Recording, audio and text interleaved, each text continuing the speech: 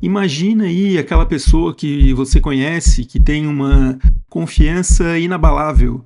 Ela dá opiniões definitivas sobre tudo, sobre economia, política, saúde, esportes, relacionamentos. Essa pessoa parece saber tudo, mesmo que a sua experiência no assunto seja mínima, mesmo que nunca tenha ouvido falar do assunto antes. Ela nunca duvida. Agora, pensa em um momento em que você, mesmo sabendo que era competente em algo, sentiu uma profunda insegurança, uma sensação de que a qualquer momento alguém iria te desmascarar, te chamar de fraude, a famosa síndrome do impostor. Por que esses dois extremos existem? Por que a confiança e a competência parecem dançar uma dança tão estranha, onde muitas vezes os mais ignorantes são os mais barulhentos e os mais sábios são os mais silenciosos? A resposta tem um nome: o efeito Dunning-Kruger. E hoje nós não vamos apenas entender o que ele é. Nós vamos fazer uma investigação filosófica usando também a ajuda da psicologia e vamos descobrir não apenas por que caímos nessa armadilha, mas, mais importante, como podemos sair dela. Olá e seja muito bem-vindo e bem-vinda à Academia Viver Bem. Aqui nós usamos o pensamento filosófico como ferramentas práticas para sua saúde mental e autoconhecimento. Aproveite essa breve pausa antes do início do conteúdo, deixa a sua curtida e se inscreve no canal para que a gente continue trazendo esse tipo de reflexão até você. A nossa história começa em 1995, com um assaltante de bancos chamado MacArthur Wheeler. Wheeler era um homem com um plano que, na mente dele, era infalível. Wheeler sabia que suco de limão pode ser usado como tinta invisível. E isso é verdade, só que não do jeito que ele estava imaginando. Se você escreve algo em um papel com suco de limão e deixa secar, a escrita fica praticamente invisível. Ao aquecer o papel, o ácido do limão queima e oxida mais rápido que o papel. A escrita então escurece e se revela. Wheeler então teve uma ideia genial. Ele cobriu o rosto com suco de limão e foi assaltar 2 bancos em plena luz do dia. Ele foi preso horas depois. Sua surpresa foi genuína. No interrogatório, ele disse, chocado: "Mas eu usei o suco." Mas eu usei o suco. Mas eu usei o suco. A lógica de Wheeler era que, como o suco de limão é usado como tinta invisível, o suco o tornaria invisível para as câmeras de segurança. O mais fascinante não foi o erro dele, mas a absoluta confiança que ele tinha nesse plano. Essa história quase cômica inspirou os psicólogos David Dunning e Justin Krieger a investigar. Eles descobriram um padrão chocante que até hoje conhecemos como o efeito Dunning-Kruger.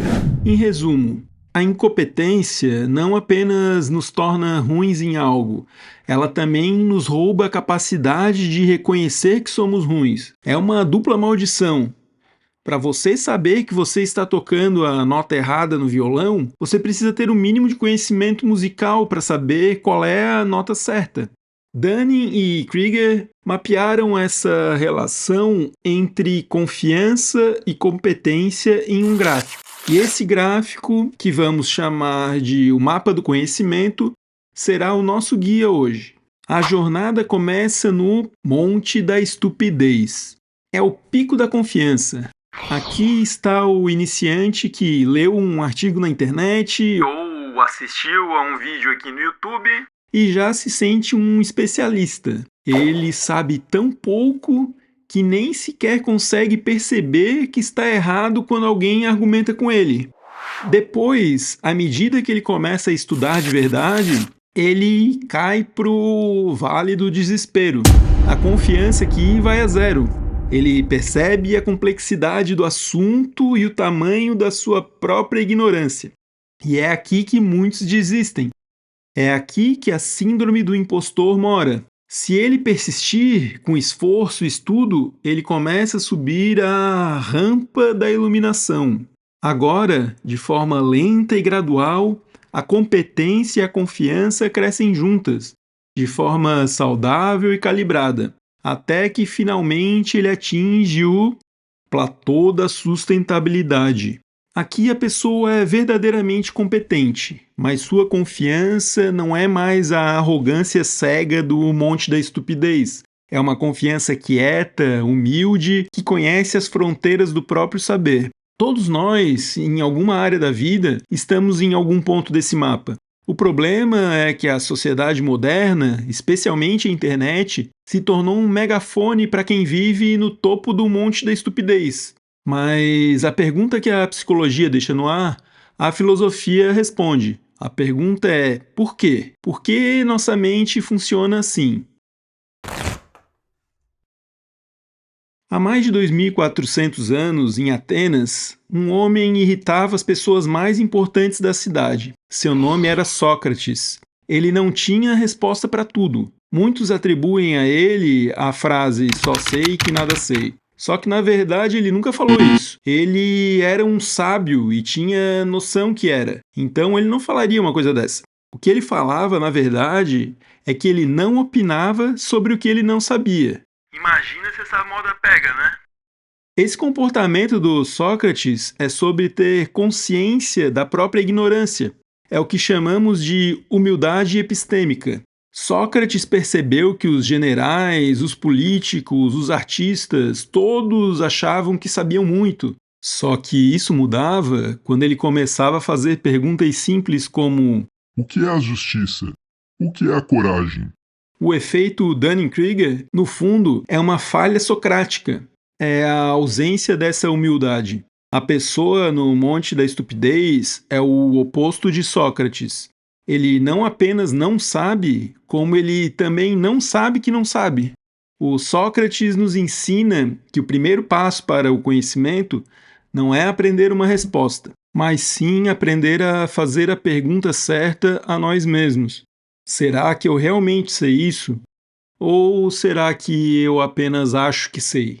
Essa falta de autoquestionamento é a porta de entrada para a armadilha. Mas por que, mesmo quando a realidade nos mostra que estamos errados, nós insistimos no erro? Por que somos tão teimosos? Para isso, vamos viajar de Atenas para Roma. Vamos falar um pouco sobre Epiteto, um ex-escravo que se tornou um dos mais influentes filósofos estoicos. O estoicismo é uma filosofia prática sobre como viver bem, focando no que podemos controlar, nossas próprias mentes, nossos próprios juízos. Já temos alguns vídeos falando sobre o assunto aqui no canal. Epiteto nos deixou uma das frases mais cortantes e precisas sobre o aprendizado. É impossível para um homem aprender aquilo que ele acha que já sabe. Leia de novo. Sinta o peso dessa verdade. A pessoa no monte da estupidez não consegue aprender não porque seja incapaz, mas porque o seu copo já está cheio. Cheio de certezas, cheio de ego, de falsas noções. Não há espaço para mais nada. Para o estoico, o mundo não nos perturba, mas sim o juízo que fazemos sobre o mundo. Se eu faço o juízo, eu sou um especialista nisso. Qualquer informação que contrarie essa ideia não será vista como uma oportunidade de aprendizado, mas como um ataque pessoal. É por isso que dar feedback para alguém entrincheirado no Dunning-Kruger é tão difícil. A teimosia da pessoa não é apenas um traço de personalidade, é um mecanismo de defesa do seu juízo inicial. Ele não está defendendo uma ideia, ele está defendendo a própria imagem que construiu de si mesmo. Essa teimosia é a muralha externa da armadilha. Mas o que a sustenta por dentro? Qual é a fundação emocional disso? Aqui, a filosofia do século XX nos dá a resposta mais desconfortável. Vamos agora para um lugar mais profundo. vamos falar com o filósofo francês Jean-Paul Sartre e o conceito de má-fé. Sartre dizia que somos condenados a ser livres. Isso significa que somos totalmente responsáveis por nossas escolhas e por quem nos tornamos. E essa responsabilidade gera uma angústia profunda. Para escapar dessa angústia, nós frequentemente mentimos para nós mesmos. Nós fingimos que não temos escolha. Nós nos escondemos atrás de rótulos e desculpas. Isso é a má-fé. Agora, conecte isso com Dunning-Kruger. Imagine a pessoa no Vale do Desespero. A realidade bateu. Ela percebeu que não sabe nada. Isso é angustiante. Exige esforço, vulnerabilidade e a aceitação de que se é um iniciante. Muitas vezes, para fugir dessa angústia, a mente prefere se agarrar à ilusão do monte da estupidez. A pessoa age em má fé, ela mente para si mesma. Não, eu não sou um ignorante. Eles é que são. Eles não me entendem. Meu método é o correto. Essa confiança arrogante não é força. É o contrário. É uma fragilidade tão profunda, um medo tão grande de encarar a própria insuficiência, que a pessoa prefere viver uma mentira confortável do que enfrentar uma verdade que exige esforço. A pessoa no Dunning-Kruger não é apenas alguém que está errado. Em um nível existencial, ela é alguém que está sendo inautêntica. Ela está representando o papel de especialista para não ter que lidar com a difícil realidade de ser um aprendiz. Essa é a anatomia completa da armadilha. A falta de humildade socrática nos faz entrar nela. A teimosia estoica nos impede de ouvir os avisos para sair. E a má-fé existencialista nos acorrenta no fundo dela, por medo da verdade. Mas então, como sair? Se a doença é a certeza, o antídoto é a abertura. Se a doença é um copo cheio, a cura é o esvaziamento. E para isso, vamos buscar a sabedoria no Oriente, no conceito zen budista de Shoshin.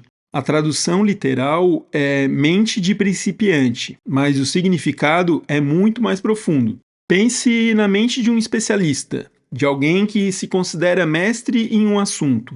Frequentemente, essa mente está cheia de teorias, de experiências passadas, de caminhos já trilhados.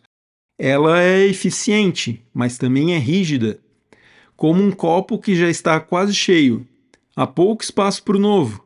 Diante de um problema, ela busca em seu repertório uma solução que já conhece.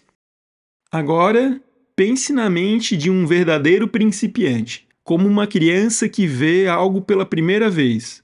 Ela não tem certezas, não tem ego a defender. Ela é feita de pura curiosidade, de perguntas, de admiração. O copo dela está vazio, pronto para receber, sem filtros, sem preconceitos. O mestre zen Shunryu Suzuki, que popularizou o conceito no Oriente, resumiu isso de forma brilhante. Na mente do principiante, há muitas possibilidades, mas na do especialista, há poucas. A mente do principiante, ou Shoshin, é a prática de resgatar essa qualidade. É escolher deliberadamente esvaziar o nosso copo. É abordar uma situação, mesmo uma que já dominamos, com os olhos de quem vê pela primeira vez. É aqui que o Shoshin se revela como uma cura perfeita para a armadilha Dunning-Kruger. Ele ataca o problema na sua raiz. Ele nos impede de sequer subir no monte da estupidez, porque uma mente de principiante não se permite a arrogância da falsa certeza. E ele transforma o temido Vale do Desespero. O vale deixa de ser um lugar de fracasso e se torna o nosso estado natural, um campo aberto e fértil para a descoberta. A beleza do Shoshin é que ele muda o nosso objetivo. O objetivo deixa de ser estar certo e passa a ser aprender. A alegria não vem mais na afirmação do ego, mas sim da expressão da consciência. Mas você pode estar se perguntando: isso é lindo na teoria, Mas como cultivar essa mente no dia a dia, em um mundo que existe respostas rápidas e de confiança? Shoshin não é um interruptor que simplesmente ligamos, é um jardim que precisa ser cultivado. E as ferramentas que usamos para arar a terra, adubar o solo e regar as sementes desse jardim são precisamente as práticas que herdamos das outras tradições filosóficas que visitamos aqui anteriormente. A mente de principiante é o estado que queremos alcançar. O diálogo socrático, a disciplina estoica e a escolha existencialista são as ações que nos levam até lá. Vamos então às práticas filosóficas concretas para cultivar o seu jardim interior. Primeira prática: o diálogo socrático ativo. Sócrates não se contentava com o que estava em sua cabeça. Ele ia para a praça pública e conversava. Ele buscava feedback. A primeira e mais poderosa ferramenta é buscar ativamente o espelho honesto. Pergunte a pessoas que você respeita e que são mais experientes que você. Onde você acha que eu posso melhorar? Qual é o meu ponto cego? E o mais importante, ouça. Ouça não para responder, mas para entender. Isso é a prática socrática. Segunda prática, a disciplina do juízo estoico. Os estoicos praticavam a atenção plena aos seus próprios pensamentos. Quando o pensamento "eu sou ótimo nisto" ou "eu sou um fracasso" surgir, pratique a disciplina do juízo. Diga a si mesmo: isso é apenas uma impressão, não a realidade. Separe o seu ego do seu desempenho. Seu valor como pessoa não está atrelado a estar certo ou errado. Seu valor está no seu esforço para se aproximar da verdade. Isso é praticar epiteto. Terceira prática: a escolha autêntica existencialista. A prática mais difícil é o compromisso radical com a honestidade. É escolher a verdade desconfortável do vale do desespero em vez da mentira confortável do monte da estupidez. Isso significa ter a coragem de dizer 3 das palavras mais importantes que existem: eu não sei. E também, eu estava errado. Cada vez que você admite um erro, você não está se diminuindo. Você está fazendo uma escolha autêntica. Você está quebrando as correntes da má-fé e se afirmando como alguém que valoriza a verdade acima do ego. Isso é praticar Sartre. A jornada pelo efeito Dunning-Kruger começa como uma forma de apontar o dedo para os outros, para o colega de trabalho, o comentarista da internet. Mas se terminarmos a jornada aí, não aprendemos nada. A verdadeira lição dessa viagem é um convite para olharmos para dentro. Entender essa armadilha da mente nos torna mais humildes. Nos lembra que, quanto mais expandimos nosso círculo de conhecimento, maior se torna a fronteira de contato com o desconhecido. A verdadeira sabedoria não é ter todas as respostas, mas sim apaixonar-se pelas perguntas. E talvez, o mais importante, nos torna mais compassivos. Quando você encontrar alguém preso no topo do monte da estupidez, com toda a sua certeza barulhenta, talvez agora você possa ver além da arrogância. Talvez você possa ver o medo de não ser o bom o suficiente, a angústia de ser um aprendiz, a frágil defesa de um ego que teme a verdade. O objetivo da Academia Viver Bem não é criar especialistas que sabem tudo, é criar aprendizes para a vida toda. Pessoas que, como Sócrates, encontram força na humildade, que, como os estoicos, encontram liberdade no juízo correto, e que, como os melhores existencialistas, encontram dignidade na escolha pela autenticidade. A pergunta que eu deixo hoje para reflexão é: em qual área da sua vida você talvez esteja agindo com um pouco de excesso de certeza? Onde você poderia abrir espaço para a mente de principiante? Compartilhe suas reflexões nos comentários. Nós lemos e aprendemos com cada um deles. Obrigado pela sua companhia nessa jornada e até a próxima.